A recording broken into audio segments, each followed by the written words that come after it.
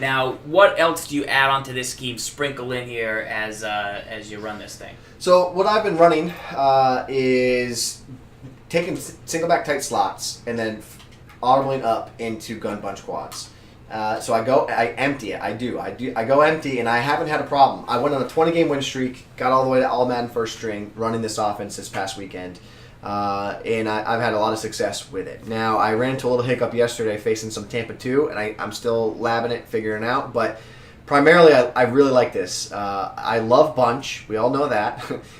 So I also love bunch on the left side of the field. So when you remember, why are you coming out in the play flipped? Well, I'm coming out in the play flipped because I want the bunch on the left side of the field. So the reason I like this, so you take a look at the play, the quick audibles from gun bunch quads by default are phenomenal. They might be the best quick audibles in all of Madden 18. What about Patriots slot offset? Very good. They're very good. The Patriots quick audible up, not good. The quick audible up here spot is very good. So let's take a look at the quick audibles. You got Z spot. So you got a backbreaker out to Freeman on the right side of the field. Do you find that that's okay? Like, who's a good MUT player to put where Freeman is? Because it's a halfback. You know what I mean? You want like a David Johnson type. You want a LaDainian Tomlinson. A lot of those masters that guys have. Any version of that Tomlinson will be good. You want a pass catching guy. It's not a Bo Jackson thing. Not a Bo Jackson. No, it's not an Adrian Peterson role. It's a pass catching guy. I would tell you that the best guy for it, most likely, that you can probably go out and get, it's going to be a guy like David Johnson. Ty Montgomery? Ty Montgomery's going to fit the mold. Might get it done a little bit for you. He will fit the mold. Could be a little taller, but that's fine. He's 6 feet tall. Okay. That's very good. That's very good. So Ty Montgomery could fit this mold really well. So quick audible up his spot. Quick audible down, underrated, quick QB draw.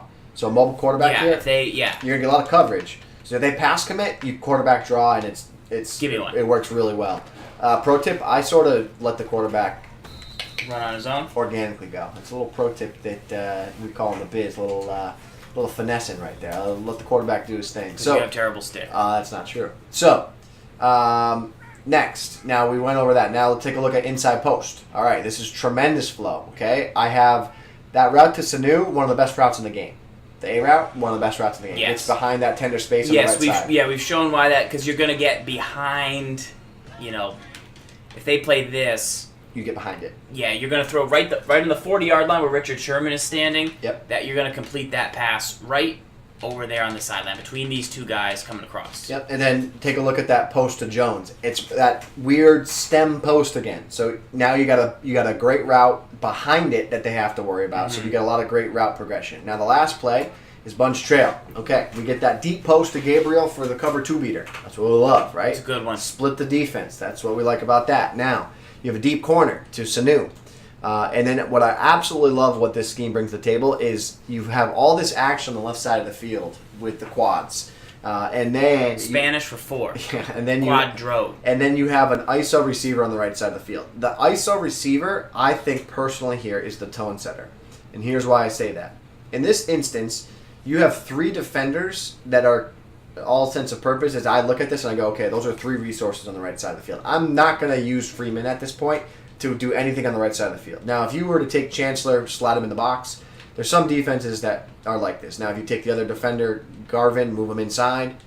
Now, if I see that alignment, I'm going to say it's very difficult for those guys to get out wide to defend Freeman. So the tone setter for me is identify the right side of the field. Do I see a matchup where a smart routed out is going to be a victory for me? Because even if you have a buzz zone out there with cloud flats, 90% of the time, he won't run all the way cannot get out there. He'll be in the vicinity, but when the halfback makes his break to the sideline, he struggles to beat there and get there. So right there, that was not a great route. That wasn't he didn't get the throw towards the sideline, but we're going to go back one more time. But I still was able to complete it.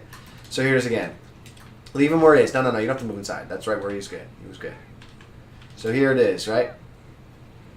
Now, if you're in a cover 2, I obviously wouldn't throw it. Yeah, in cover 4, baseline. So here it is. So you get the press, he gets the sideline, and then as you can see, you can still fit that route in. So that's what I like about it, okay? So if you need to identify, okay, do I have an option to throw that out pattern on the right side of the field? Now next, if you don't have that option, if you don't have that, feel confident in that out, then the way I set this play up, bunch trail, I like to place the outside receiver, Freeman, the halfback, put him on an in. I take Sanu, I drag him. I know you might say, well, he's already on a drag. Well, he's not on a standard drag. He's on like a stop and go drag. I want him Julio. on Julio. RB. Yes. I played some on a drag. Okay. You didn't do anything to your defense, correct?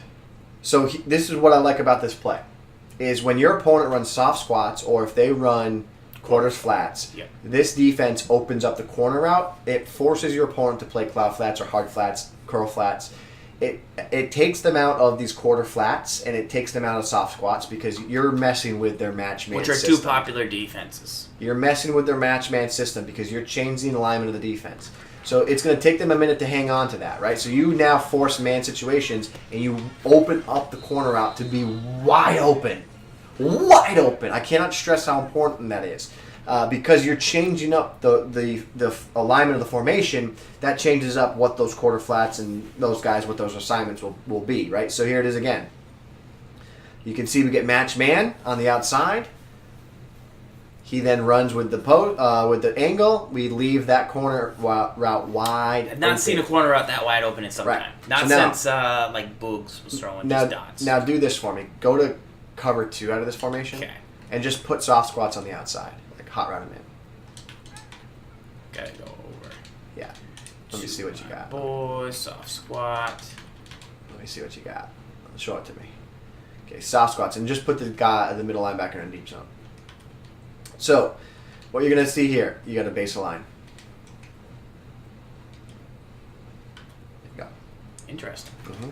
That's the answer to a question that somebody asked I got earlier. you. Yeah, I got you. Got when that happens, you got a base line. Little pro tip from right there. So now, when you get the soft squats, same scenario, right? You're going to force a situation on them, right? So here it is: run the drags, run the drags, run the drags, and then you can get that corner pattern because the post pulls him inside. You get a little match man on the outside. He then converts back to zone, and that's where you see how you can open that up. Now, the problem you will run into is if you get cloud flats.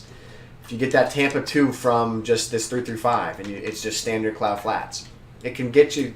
It can cause some problems, and that's what you got to watch out for. You got to get the ball out quick. You got to throw these underneath patterns, but that's why we create a little mesh here, little levels with Jones and Freeman. So I throw this here. You're going to see I can't throw the corner because the cloud flat will drop. I can't throw the post because the middle linebacker is dropping, so I get into an issue there. Now. That's just to show you those plays. Now, if you were to just stay in a cover 2 with no deep safety over the middle of the field, okay, or middle linebacker rather, sorry. We'll go here. What you want to try and target, what I like about this too is you can max protect, block your tight end, and you got good pass protection. So it actually does a great job at slowing down the meta, which is a blitz off that edge. If you have that, as I say that, he comes screaming, right? In most cases, I've found that it works extremely well. So, bunch trail. That's just classic practice. It's classic talking dog. It's crazy. So here's one more time. You want to try and split the safeties here, just like you had from bunch trail out of the gun bunch. Now you can see the safety converge are playing better now. There's two really good safeties, right? Yeah. But that's the area you want to target with a deep ball there. Now you can also make that be more beneficial for you by running Freeman on a vertical there, and that will keep Chancellor a little at bay off that right side of the field to open up that post for you a little bit more, right? So if you get this here, you can see how Chancellor's... Oh, yeah, much more. So if you keep him at bay with an outside fade, that will split out the deep safeties, make that middle of the throw much better. And that play is... So you press X, so you come out always in the single back, but you go to the bunch quads, which is to the left too. So you press X, twice. You go left twice. That's what's good. You can get to it quick. And then you call the play bunch trail. Yep. And that's my base play. Some setups there, some base play to go when you go up to bunch quads from this. So the way I run this is very similar to my base setup is this, right? I do those setups I just showed you because those are specific to the meta, what we're seeing. But my base setup is eerily similar to gun bunch week. Okay, so that's the way I run the play. I'll put Jones on an out. I put Freeman on an out, and depending on the situation, I'll smart route Freeman, or I'll leave him on a stock out like that. Guess what? I motion Jones out. Look familiar? If they aren't in a situation where they got a hard flat, guess who I can throw to? I can throw to that out pattern. So now you're forcing the hard flat. Mm-hmm. You're forcing it, right? So now what ends up happening is you're forcing the hard flat. You then force the Mabel because now they're always worried about that. They don't know if I'm the motion Jones left or right. That's the problem they end up getting into, right? So now you're forced like a Mabel on that side. You're starting to open up resources. They know I can now attack you vertically here. It becomes to be a really difficult formation to defend against. That really opens up right there. You usered that, and you still weren't able to get there and make a play. So really difficult to defend. Now, you also have the other passing plays that become really effective, right? So inside post, I really like this play. I like this play a lot. So my base setup here, drag Hooper, tight end, in Gabriel. So I get another that flow. I love the drag and in combo flow, right? So I have Freeman to pull the zones vertically downfield on the right side. And then I want to have my drag route to be my quick hitter. He's open. But then you can see how that opens up. That's the killer, man. That's the killer. Cover 4 beater, cloud flat beater. That's the route you want to go to. Now, a great user is going to know that. They're going to pick up on that. So you got to keep your play call versatile. You got to keep it changing and going. I know, but I don't want. Trust me, I don't want to get beat by, the deep middle, right? At all. But I know I'll eventually be on. Even go to cloud flats. That's what I want to show you. Go cloud flats out of this, right? So that's actually kind of tough right there. If you put your middle linebacker there. Yeah, that's a lot. That's a lot. That's a lot. It's a little much. Good though, right? Maybe it could be the next move. But let's take a look. I want to show you this here. So here's your cloud flats, right? Well, guess what? I can still smuggle that route in behind him, right? Because of the depth of that defender, he's still kind of paying attention to the drag a little bit. That opens that up. I want to state for the record, I could have picked that, but I knew you were showing an example. Oh, were you? Yeah. So, okay. Now, the next thing I want to show here is this. If you do get off of inside post, if this is a simple idea, simple concept, but if you do get this, right, and you're in cloud flats, that's fine. I don't care what you're in. I actually really like the stock curl flat concept on this play. So Gabriel and Hooper. It's a really specific thing, but cloud flats are really difficult this year. On the left there. Yeah. Yep, just basic curl flat. One of those simple things that there is ever. Don't do anything. It's actually, you don't do anything to the play by default. It's just what this play is, right? And you want to leave it because that route on the left is special. It's not just a curl that you put. You see he's got it inside. Curl. Yeah, it's an option curl. So if he gets man, he runs the route, the yellow you see, but there's also a faded yellow route, and that's the zone route. Yeah. So here's what happens. If you play that cloud flat, that's going to always consistently give me a quick option to that short flat. And what ends up happening is a lot of people are leaving at a cover 3, they're leaving curl flats on, like a 4-6 normal or 4-3 or 4-4 cover 3. So what's happening is they're leaving those curl flats. They're trying to get the bang for the buck out of it.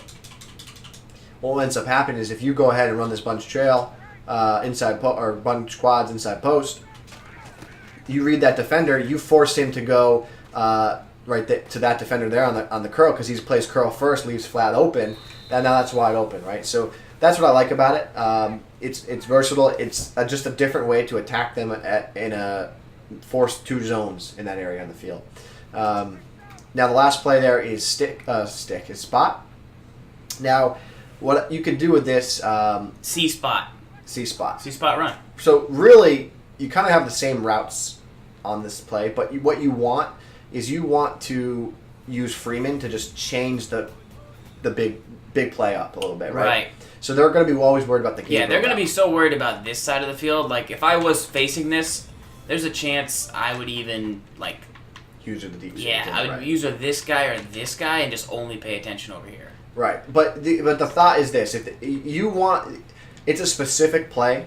So this is like, hey, I've hit him over the middle of the field on with the deep post to Gabriel 3 times this game. I'm going to change it up and go to Freeman this time, just because they're going to be a slow stepper and their user to where they go. Yeah. But the base idea is keep Sanu here. You're going to run on a corner. I don't hate put him on a vertical here. And then I like this. I like a drag to Hooper, and I like a drag to Jones. And then I just run this right here. I run a mesh underneath, a couple verticals, downfield. Can I throw one of those open? And I throw a low ball, and you can fit it into your halfback underneath the zone defense, right? So that's primarily how I run that. Now you can also go to spot, and you can do the same thing where you motion out Jones to the left here. So I could run this vertically here. I could run Hooper on a drag, and I can run Jones in the seam, right? So I motion Jones over. I got a drag to look at, I got RB to look at, and then I can come back to the post. So it's pretty good route progression right there. Solid. As you can see, it's difficult to defend. And the last thing I want to talk about here is something that Zan kind of brought up this weekend is about the effectiveness of target passing. And it's something I'm messing with, I'm working with. I'm not seeing a ton of people using it. Now, what I'm noticing is, I don't care what your zone coverage is, I don't care how good that zone defender is, I'm noticing when you use target passing, you can fit throws in somewhat of what we remember Z-spot posts and posts from years past look like. The defenders aren't breaking as quickly on the throws, right?